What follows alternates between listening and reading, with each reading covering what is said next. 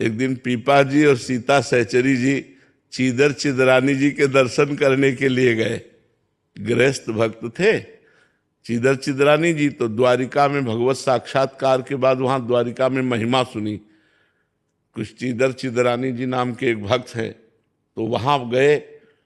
अब वो ऐसे महान भक्त थे कि सब कुछ उनका संत सेवा में जा चुका था। मतलब यहां तक कि खाने के लिए भोजन भी नहीं था। वो भगवत आश्रित निरंतर नाम जप, और एक वस्त्र चीदर जी के शरीर में फटा पुराना धोते और एक नया वस्त्र चिदरानी जी के शरीर में था। चीदर जी ने देखा पीपा जी और सीता सहचरी आई, बहुत ही एकदम विकल हो गए कि इतने बड़े महान संत हमारे पास आए। मिले, खूब आनंद से बैठे। चीदर जी घर गए अंदर और चिदरानी जी से कहा आज संत विमुख जाएंगे, क्योंकि हमारे पास कुछ है नहीं, बाजार में कोई उधार देता नहीं, कुछ नहीं है जिसको हम बेच सके, क्या करें। तो चिदरानी जी ने कहा आप शोक मत करो, ये हमारा नया वस्त्र है, कुछ बिकी जाएगा 1-2 का, तो इससे चावल और दाल खरीद लाना, जो मिले भोग तो लगा देंगे। वो प्रसन्न हो गए। एक ही वस्त्र था तो बाजार में बेच दिया।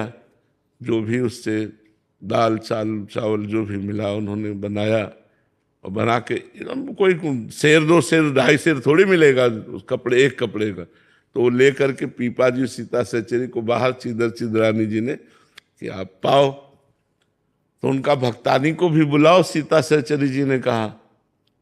तो उनका नहीं, रहने दीजिए भक्तानी को आप। तो वो मैं लिवा के लाती हूँ।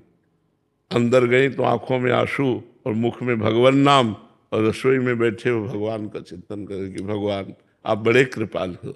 ऐसी स्थिति में भगवान की कृपा वो देख रहे।